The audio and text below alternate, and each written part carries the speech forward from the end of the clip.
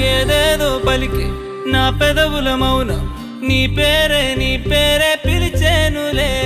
నీ పిచ్చితోనే అల్లాడే ప్రాణం నిన్నేలే నిన్నే